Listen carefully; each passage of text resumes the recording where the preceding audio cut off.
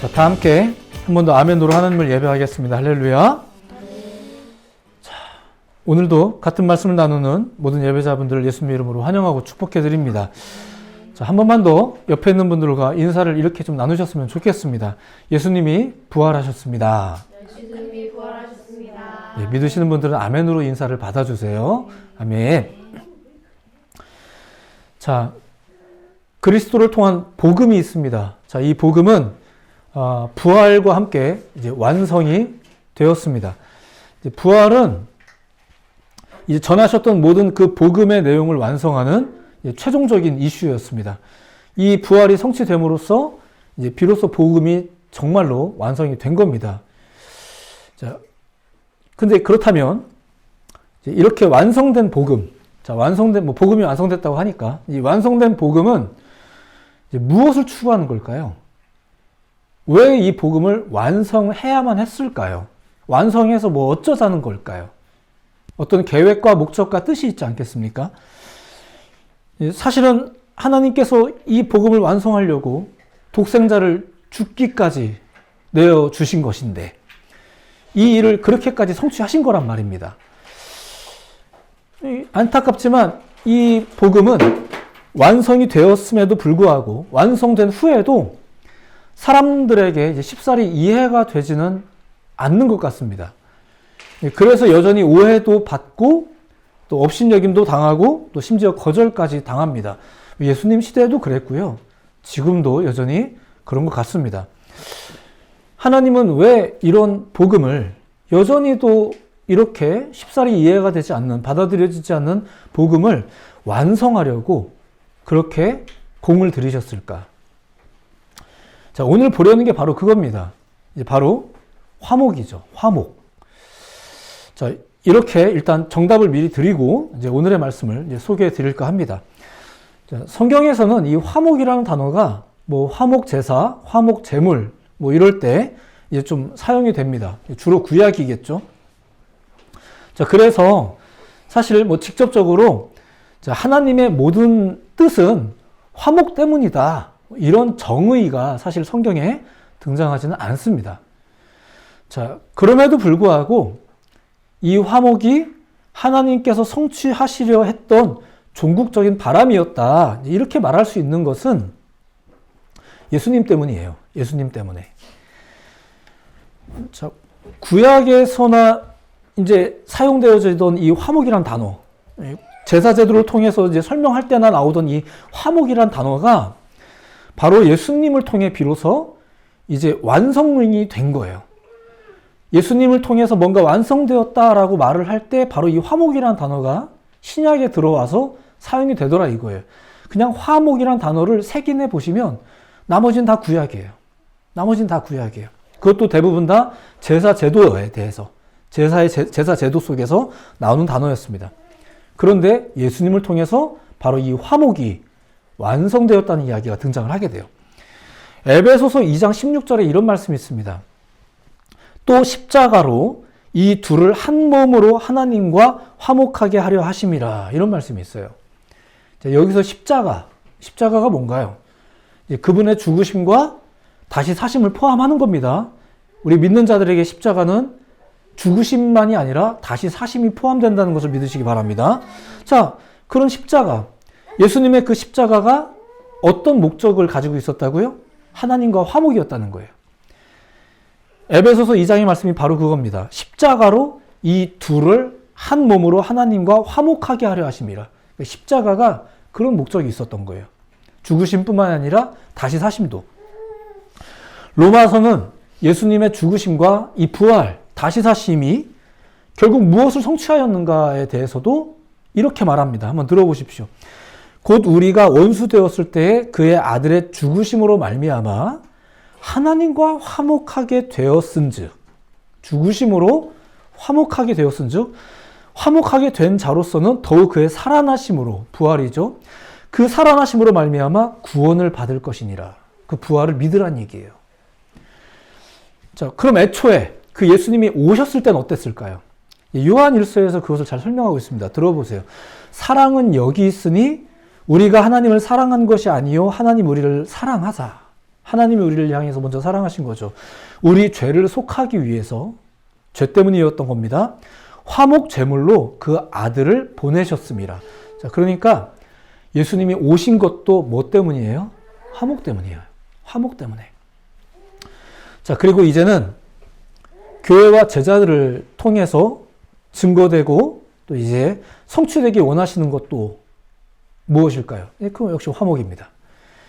오늘 본문 18절이 바로 그것을 말하고 있습니다. 모든 것이 하나님께로부터 났으며 그가 그리스도로 말미암아 우리를 자기와 화목하게 하시고 또 우리에게 이제는 우리예요. 우리에게 화목하게 하는 직분을 주셨으니 이 화목의 미션이 계속 위에서부터 내려오고 있는 것이 보이십니까? 이렇게 내려오고 있죠.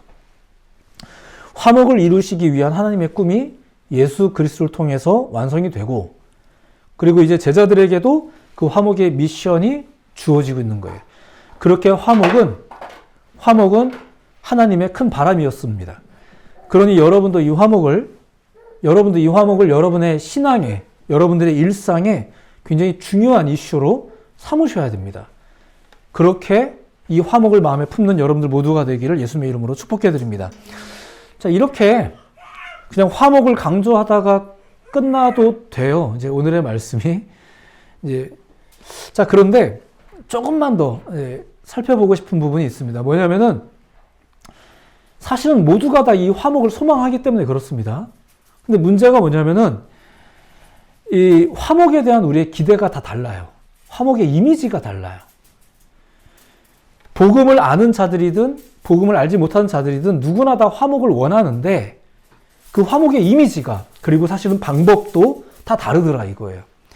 요즘같이 전쟁이 막 벌어지고 있는 시대 그리고 뭔가 아슬아슬한 국제 정세가 이제 있는 이런 시대를 보면 오늘날도 여전히 이 화목의 문제는 평화의 문제는 중요합니다.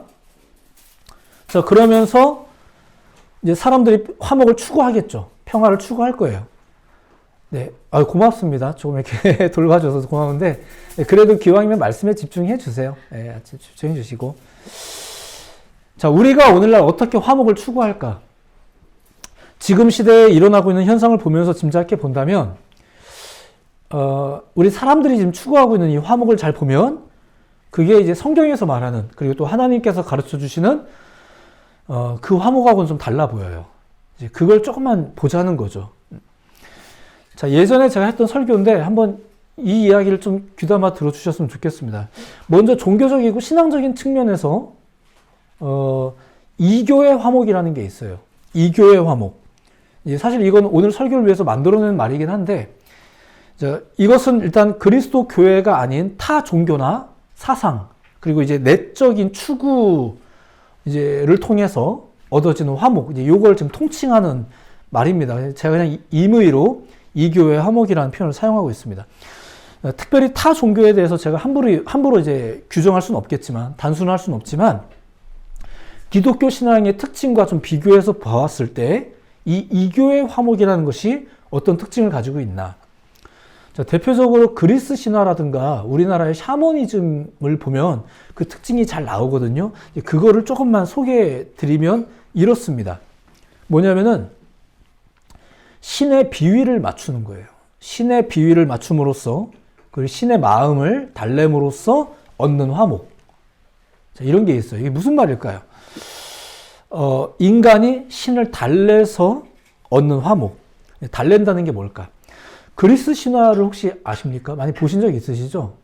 제가 이제 이야기를 하면 아마 좀씩 기억이 나실 텐데, 그 내용을 보면 이렇습니다. 그 신화에 등장하는 신이 있어요. 그 신이 주로 하는 게 뭔가요? 그들이 인간 세상에 개입을 한다거나, 혹은 뭐 이제 그런 개입을 하는 이유라든가, 경우를 혹시 기억나시는 게 있나요? 어떻든가요? 정상적인가요? 그렇지 않습니다. 심심해서, 그리고 어쩌다가 이제 너무 예쁜 인간이 있어서 좀 이런 식으로 좀 접근이 됩니다. 혹은 신들끼리 싸우다가 그 불똥이 인간 세계에 튀어서 이런 식의 이야기가 있죠. 자, 그런 신들에게 인간들이 예배합니다. 기도합니다. 그들의 예배와 기도를 잘 보면 대체로 신이시여 우리 인간 세상에 개입하지 말아 주십시오라는 소원이 내재되어 있어요. 신을 달래는 거죠. 물론 도와달라는 경우도 있습니다. 도와달라는 경우도 있는데 그 중심을 잘 보면 결국은 신이 중심이 아니라 인간이 중심이에요. 화목하게 살고 싶은 거예요. 안전하게 살고 싶어요. 그런데 이교의 이 화목을 성취하려면, 이교의 화목의 방식을 따라서 우리가 화목을 성취하려면 가급적이면 신이 아무것도 하지 않는 게 중요합니다. 복을 주는 건 물론 좋긴 한데 이제 그럴 거 아니면 그냥 가급적 가만히 계시는 게 좋아요. 괜히 그분들끼리 막 의상에서 싸우시고 하면 이 불통이 다 우리 인간 세상에 튀더라 이거예요. 괜히 막 내 왕비가 이쁘다고 내 왕비를 채워가고 막 이런 일들이 막 신화에 등장하고 거기서 막 나온 아이가 있고 난립니다. 웬만하면 좀 가만히 계셔 주셨으면 좋겠어요. 신이라고 해서 너무 마음대로 하지 마시고 기왕이면 가만히 계시고 뭔가를 하시려면 우리 인간들이 원하는 대로 인간들이 좀 마음껏 살 수 있도록 좀 도와주셨으면 좋겠어요. 그게 그리스 신화에서 그들이 예배하고 그들이 기도하는 방식이에요. 그런데 만약에 신이 자꾸 인간을 괴롭히거나 방해하면 어떻게 합니까? 신에게 덤비죠. 필요하다면 신을 또 만들어요. 또 다른 신을 만들어요. 동물을 본따서 만들기도 하고 인간과 신을 합쳐서 영웅적인 혼종을 만들어내기도 합니다. 그들이 또 뭔가 해결해 줄 거라는 믿음을 가지면서 뭔가를 합니다. 중재를 하는 거죠. 신과 인간 사이에 중재를 해요. 이게 그리스 신화에 나오는 이야기들이죠. 자, 한편 신을 달랠 때는 그냥 달래나요? 아니죠. 뭔가 드려야 돼요. 재물이 필요합니다. 그래서 항상 헌납의 규칙, 재물이 크면 클수록 좋다는 규칙이 적용이 돼요. 이게 이교의 화목을 이루는 방식입니다. 저는 지금 그리스 신화라고 콕 집어서 말하고 있긴 하지만 사실 지금 드리고 있는 이 말씀의 특징은 거의 모든 종교에 스며들어 있습니다. 사실 교회도 헌금을 드리는 게 헌금을 열심히 드리면 복 받는다라는 생각을 가지신 분들이 없진 않으신 것 같아요. 이제 아마 이런 개념들이 많이 온갖 종교에 다 스며들어 있죠. 자, 우리나라의 샤먼 신앙에도 이런 특징들이 많이 나타납니다. 예전에 산 넘어가기 전에 그 산 밑에서 기도하고 산을 넘어갔다 이런 얘기 혹시 들어보신 적 있으십니까? 왜 기도했을까요? 넘어갈 때 밤에 귀신 나타나지 말라고, 도깨비 나타나지 말라고. 나타나면 내가 무섭잖아요. 그러니까 웬만하면 나타나지 말아달라고. 그래서 안전하게 건너가게 해달라고. 산을 건너는 건 내가 건널 테니까 내가 건너는 그 길을 방해하거나 나를 무섭게 만들거나 위축되게 만들지 말아달라고. 도와달라는 건 바라지도 않아요. 도깨비는 안 나타났으면 좋겠어요. 바다에 나가기 전에 굿을 하는 것을 용신굿이라고 한답니다. 용신굿. 용신에게 풍랑을 막아달라고 또 사고가 없게 해달라고 하는 거죠. 그리고 기왕이면 많은 물고기를 좀 낚게 해달라고 이렇게 하는 게 이게 용신굿이랍니다. 자, 그런데 잘 생각해 보세요. 바다에 나가기 전에 여부들이 용신굿이라는 것을 하고 나가는데 그들이 지금 용신을 향해서 예배할 때, 기도할 때 용신을 만나서 용신의 도움을 받고 싶다는 얘기예요? 아니면 아무 일도 안 일어났으면 좋겠다는 거예요? 그렇죠. 아무 일도 안 일어나기를 원하는 거죠. 지금 용신을 만나고 싶습니다.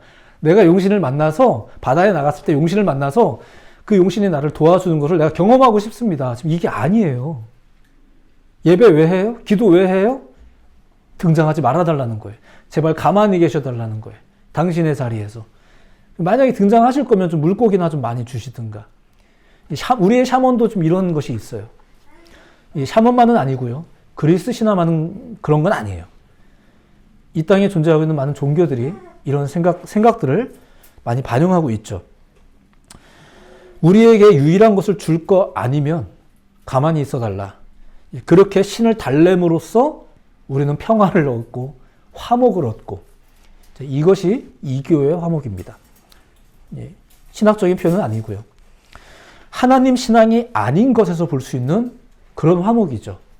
이런 화목이 이 세상에서 많이 추구되어지고 있고 지향되어지고 있어요. 복채내고 보고 이렇게 하는 거죠. 누구나 화목을 원하기는 하는 겁니다. 자, 두 번째 생각해 볼 것은 이겁니다. 역시나 오늘의 설교를 위해서 제가 그냥 임의로 칭하는 표현인데, 침묵의 화목입니다. 다른 표현을 제가 못 찾아서 그냥 이렇게 말했는데, 이렇게 칭한 게 중요한 건 아닙니다. 2018년도에 굉장히 유명했던 드라마가 하나 있었어요. 이제 나의 아저씨라고 보시는 16부작 드라마 있습니다. 그 드라마의 주인공은 굉장히 목소리도 멋있고 멋있는 사람이에요. 근데 좀 많이 우울한 아저씨죠. 그 주인공은 대사가 별로 없어요. 대사가 별로 없고 말을 별로 많이 안 하고 감정도 잘 표현하지 않습니다. 근데 그게 그 드라마의 내용상 보니까 그가 노력하는 거더라고요. 노력을 하는 거예요. 억울할 정도로 온갖 구설수에 휘말리면서도 변명을 하지 않아요. 알고 있는 것도 모른 척 넘어가요. 아내가 뭐 바람핀 것도 이렇게 넘어가고 막 다 넘어가요. 아무것도 아니야. 뭐 이러면서 유행어까지 됐었죠. 아무것도 아니야. 이러면서 넘어가요. 이지한 씨 과거도 덮어주고 막 이러면서 다 넘어가요. 그렇게 참고 참으면서 덮고 덮으면서 그가 지향하는 게 뭔가요? 우리 행복하자. 이게 계속 드라마에서도 계속 나오는 말이에요. 우리 행복하자. 문제를 덮고 덮어서 아무것도 아닌 게 되도록 하는 게 가장 좋다라고 생각하는 거예요. 그게 화목이고 그게 평화고 괜히 들쑤셔서 번거롭게 하지 말고 그냥 조용히 교회 안에서 어떤 젊은이에게서 술 냄새가 나는데도 그냥 아무도 뭐라고 하지 않고 그냥 조용히 다 뒤에서 욕을 할 때 할지언정 그냥 면전에서는 난 좋은 어른이어야 되니까 교회는 막 서로 야단치고 이러면 안 되니까 불편하니까 넘어가는 거예요. 물론 드라마라서 좀 더 극적으로 표현된 것도 있겠지만 사실 이러한 방식은 오늘날 우리 역시 화목과 행복을 이룬다라는 이유로 참 많이 사용하는 방식입니다. 덮는 거죠. 다 덮어요. 드러내서 일키우지 말고 덮자. 그게 모두를 위해서 좋은 거다. 뭐 굳이 예를 든 거니까 이 드라마 얘기를 그냥 마무리하자면 사실 그 드라마 보신 분들이라면 아시겠지만 그 드라마도 결론적으로는 덮어서 해결되진 않아요. 그 뒤로 가면 결국 어떻게 되냐면은 다 드러내면서 적절한 죄의 대가를 치르면서 처벌이 가해지면서 감수하면서 해결이 됩니다. 어쨌든 이렇게 덮어서 얻으려 하는 행복, 화목을 이제 저는 침묵의 화목이라고 일단 규정을 했는데 이런 식의 지향이 있더라 이거예요. 다 덮는 것. 자, 그러면 하나님의 화목은 어떨까요? 일부러 가장 특징적인 거 두 가지를 먼저 소개해 드린 건데 하나님의 화목은 어떨까요? 당연히 이 교회의 화목과 다르겠죠. 하나님의 화목은 하나님이 가만히 있어야 성취되는 화목이 아니라 하나님이 움직이셔야, 하나님이 움직여 주셔야 가능한 화목입니다. 그래서 우리는 하나님 가만히 계셔 주세요라고 기도하지 않고 하나님 뭔가를 해 주세요라고 기도하는 겁니다. 이게 기독교 신앙의 특징이에요. 오히려 하나님의 개입하심이 없으면 불안하죠. 우리는 불안해요. 큰일 났다라는 생각을 해요. 그게 맞아요. 우리는 그런 생각을 하는 신앙인들입니다. 그런 바람을 가지는 여러분들 모두가 되기를 예수님 이름으로 축복해 드립니다. 그러니까 하나님이 아무것도 안 하시는 걸 가지고 좋아라 하시면 안 돼요. 하나님이 움직이시는 것이 당연한 거고 그것이 우리 가운데 있어야 될 소망입니다. 또한 구약시대의 화목제에서도 뭐 제사를 위한 제물의 개념이 나오긴 해요. 제물의 개념이 나오긴 하는데 그 화목제물은 하나님을 달래기 위한 제물이 아닙니다. 하나님을 달래기 위한 제물이 아니라 또한 정성의 문제도 아니에요. 이건 정성의 문제가 아니에요. 기독교의 제물관은 죄의 문제를 다루는 희생관이 핵심이지 정성이 중심이지 않습니다. 희생이 중심이에요. 그러니까 우린 어떤 사람은 많이 가졌음에도 불구하고 희생하지 못하는 사람도 있고요. 어떤 사람은 적게 가졌음에도 불구하고 최선을 다해서 희생하는 마음으로 드린 사람이 있었다. 이런 이야기가 성경에서 중심하고 있는 가치죠. 하나님의 화목은 전적으로 하나님께서 이루시는 그런 화목입니다. 우리가 그것을 믿고 희생하며 헌신하며 나아가는 것이 그것이 예물의 원칙이었지 이것은 결코 정성과 보상의 원칙은 아니었었습니다. 또한 드라마를 소개해드렸지만 하나님의 화목은 덮어서 없어지거나 침묵해서 얻어지는 화목이 아닙니다. 예수님 사역을 생각해 보세요. 예수님 사역을 잘 생각해 보시면 예수님이 덮으며 다니셨습니까? 드러내며 다니셨습니까? 계속 드러내며 다니셨어요. 하여간 그분만 나타나면 모든 게 다 드러납니다. 사마리아 여인의 치부도 예수님 때문에 드러났어요. 다 어떻게 하셨는지 다 알아요. 굳이 또 막 말씀을 하세요. 민망하게. 괴롭히려고 그렇게 하셨을까요? 아니죠. 기회를 주는 거예요. 회복을 주시기 위해서요. 이렇듯 예수님은 죄를, 그리고 심지어 귀신도 다 드러내셨습니다. 그리고 그렇게 드러낸 것들을 예수님이 이제 해결해 주신 거예요. 예수님은 죄를 덮어서 무마하는 분이 아니셨습니다. 오히려 더 드러내셨습니다. 그러니까 어떤 사람들이 싫어하는 거죠. 십자가 사건이 뭔가요? 자신들의 실상을 까발리고 자신들에게 위협을 가하는 예수님이 싫어서 예수님을 못 박은 사건인 거예요. 빨리빨리 해치워 버리는 거죠. 법이고 법이라고 얘기를 하긴 하는데 순서고 뭐고 없어요. 그냥 막 다 밀어붙이는 거예요. 억지로.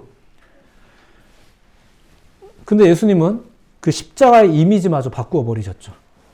하나님의 뜻을 성취하는 도구가 되게 하신 겁니다. 그러니까 죄의 문제를 완전히 해결해 주신 거예요. 하나님과 화목할 수 있는 길을 바로 그 십자가를 통해서 이루신 겁니다. 십자가는, 적어도 우리에게 십자가는 실패가 아닙니다. 그것은 기회입니다. 물론 기독교 신앙 가운데는 덮어주는 것이 가지는 이제 그 기능이 있어요. 선한 기능이 있어요. 막 다 하는 게 아니라 이제 숨겨줘야죠. 저도 이제 저에게 상담하는 분들이 계시는데 무덤까지 가져가는 게 제 역할이라고 생각을 하면서 최대한 이제 숨겨준다는 표현이 좀 그렇긴 한데 덮어주는 게 있어요. 제가 용서해드리는 건 아니지만 함께 울며 함께 기도하며 덮어주려고 노력하는 부분이 있어요. 분명히 그런 요구가 성경에 등장합니다. 자, 그런데 결국 보세요. 진정한 화목은 뭔가? 결국은 어떤 식으로든 하나님 앞에서 모든 것이 드러났을 때, 여러분들이 어떤 목사님에게, 친구에게 토해내는 것이 아니라 하나님 앞에서 다 토해냈을 때, 그리고 용서받았을 때 진정한 화목이 있다라는 겁니다. 그게 하나님의 화목이었습니다. 드러내는 겁니다. 조금 불편해도 힘들어도 드러내는 것이 하나님의 화목을 위한 방법이었었어요. 덮는 거는 사랑일 수는 있겠지만, 진정한 회복은 덮는 것은 위로일 수는 있겠지만 해결이진 않아요. 드러내는 게 오히려 해결이죠. 제사법을 소개하는 레위기라는 책이 있어요. 이 레위기를 히브리어로 와이크라라고 하는데 이것은 그가 부르셨다라는 뜻입니다. 거두절미하고 연결해서 설명하자면 이런 거예요. 부르시는 그분 앞으로 나아가는 것, 예배하러 나아가는 것. 그 앞으로 나아가서 뭐 해요? 죄의 문제를 해결하고 그리고 화목을 이루라고. 그게 5가지 제사가 가지고 있는 순 기능이잖아요. 출애굽한 이스라엘 사람들에게 제사법을 가르치신 이유가 그래서입니다. 자, 오늘의 말씀을 정리합니다. 생각을 좀 정리했으면 좋겠어요. 하나님은 구약시대 초기부터 당신과의 화목을 이루기 위해서 제사법이라는 걸 주셨어요. 신약에 와서는 예수님의 십자가 사건을 통해서 진정한 화목의 길을 여셨어요. 그리고 이제는 이 땅에 그 화목이 계속해서 선포되어지고 또 그 화목이 성취되라고 누군가를 불러주고 계세요. 그게 우리입니다. 화목은 하나님 신앙 속에서 중요한 진리입니다. 화목을 생각하지 못하는 신앙인이라는 것은 있을 수 없어요. 적절하지 못해요. 왜 믿어요? 축복받고 싶어서요. 맞는 말씀이긴 한데요. 조금만 더 깊이 들어가시길 청해드리고 싶어요. 소급해 올라가시길 청해드리고 싶습니다. 거기서 만나게 되는 것은 바로 죄로 인해서 어느 순간 아주 심각하게 무너졌던 모든 것을 화목하길 원하시는 하나님의 뜻이 거기에 버티고 있는 거예요. 아무려면 왜 오셨겠어요? 아무려면 우리가 오늘날 예배를 왜 하겠어요? 아무려면 우리가 서로를 향해서 왜 인사하겠어요? 화목에 대해서 이렇게 생각을 정리했으면 좋겠습니다. 했던 이야기지만 이제 쭉 정리합니다. 첫째, 화목은 하나님의 사역의 목적임을 믿으시기 바랍니다. 죄 때문에 이 모든 일이 벌어졌지만, 죄 때문에 우리가 알고 있는 그 모든 일이 벌어졌지만, 화목 때문에 또 여러분들이 알고 있는 그 모든 일이 성취가 된 거예요. 우리가 믿어야 되는 것은 그것을 위해 하나님께서 결코 멈추지 않으신다는 것. 바로 그 멈추지 않으신다는 거죠. 그러니 우리 역시 그것을 또 바라야 돼요. 오늘날에도 우리가 그것을 바라야 돼요. 왜냐하면 하나님은 안 멈추실 거니까 그렇습니다. 이교의 신앙에서는 인간이 신을 진정시키기에 바쁩니다. 하지만 우리 신앙은 다릅니다. 하나님 화목하게 하옵소서, 하나님이 하시옵소서. 우리는 계속 주님 앞에 고해야 돼요. 하나님, 저 지금 아파요. 저 지금 힘들어요. 평안이 없어요. 무슨 말인지 무슨 뜻인지 모르겠어요. 하나님 도와주세요. 계속 해야 돼요. 이게 우리가 하는 신앙입니다. 그분 본성의 선하심과 신실하심을 믿으시기 바랍니다. 자, 두 번째는 오늘 또 부활주일이기 때문에 우리가 더욱 명확하게 선포할 수 있는 내용이지만 화목은 오직 예수 그리스도로 인해서 성취가 됩니다. 예전에 그 교회 학교 다닐 때 여러분들도 혹시 이런 찬양 불러보신 적 있으세요? 우리가 어린이 시절에 교회 학교에서 불렀던 찬양 중에 이런 가사의 찬양이 있어요. 돈으로도 못 가요. 하나님 나라. 힘으로도 못 가요. 하나님 나라. 거듭나면 가는 나라. 하나님 나라. 믿음으로 가는 나라. 하나님 나라. 이런 찬양이 있었거든요. 누구 기억하자고 이런 노래를 불렀나요? 예수님. 예수님으로 인해서 거듭나면 가는 나라. 하나님 나라. 우리는 다른 것이 길이거나 진리이거나 생명일 수 없다는 것을 믿어야 됩니다. 예수님만이 우리 인생과 역사의 화목을, 죄로 인해 훼손되었던 모든 것에 화목을 성취하실 수 있다는 것을 우리는 믿어야 됩니다. 그래서 우리는 그 하나님을 향해 기도할 때마다 예수님의 이름으로 기도하는 겁니다. 화목을 이루기 위한 유일한 길은 예수 그리스도임을 믿으시기 바랍니다. 자, 세 번째. 하나님은 이 화목이라는 이 본심을 품은 하나님의 뜻, 당신의 의의를 나타내기 위해서 지금도 우리를 부르고 계시다는 것, 그것을 믿으시기 바랍니다. 로마서 12장 18절에는 이런 말씀이 있어요. 할 수 있거든 너희로서는 모든 사람과 더불어 화목하라. 이렇게 나와요. 자, 구약에서는 조금 더 개인적인 초청으로 이런 표현이 등장하기도 합니다. 욥기서의 초청인데 너는 하나님과 화목하고 평안하라. 하나님하고죠. 하나님과 화목하고 평안하라. 그리하면 복이 내게 임하리라. 복 받고 싶으세요? 하나님과 화목하세요. 더 복 받고 싶으세요? 이웃과 화목하세요. 이런 식으로 설명하는 게 좀 그렇긴 한데 그냥 이렇게 쉽게 설명을 드리겠습니다. 화목이라는 주제를 마음에 품고 사는 여러분들 모두가 되시기를 축복해 드립니다. 이 주제를 마음에 품는 또 오늘 부활 주일이 되시기를 예수님의 이름으로 축복해 드립니다. 오늘 설교를 통해서 우리가 생각해야 될 화목이 어떤 것인지, 아까 소개해드린 세속적인 화목이 어떤 것인지도 한번 생각해 보시면서 혹시 우리가 이런 세속적인 화목을 바라며 주님을 믿고 있는 것은 아니었는지, 혹시 교회도 그렇게 다니고 있는 건 아닌지, 주일 나가면은 복 받는다, 헌금하면 복 받는다, 교회에서 봉사하면 복 받는다, 혹시 이런 논리와 적용을 가지고 우리가 하나님 신앙을 하고 있다면 꼭 그러진 않으셔도 돼요. 물론 하나님께서 결코 그들을 그냥 내치지 않으시는 분이시지만 귀한 부름받은 자들, 헌신자들을 결코 하나님께서 경히 여기지 않으시지만 하나님의 뜻을 아는 것을 하나님께서 더 기뻐하십니다. 또 우리가 그분의 뜻을 알고 주님께서 길을 쓰고 이 부활을 통하여 복음을 완성하신 이유가 무엇인지를 우리가 먼저 깨닫고 우리가 그 깨달음을 가지고 살아가는 걸 주님이 더 원하시겠죠. 그런 믿음을, 그래서 바른 이 화목에 대한 이해를, 바른 정립을 가지시는 여러분들 모두가 되기를 권면해 드립니다. 예수님을 통해 진정한 화목을 성취하신 하나님, 그리고 그 모든 사실을 받아들이며 믿음으로 사는 여러분들 모두에게 하나님께서 성령을 부어주시기를 예수님의 이름으로 축복해 드립니다. 기도하겠습니다.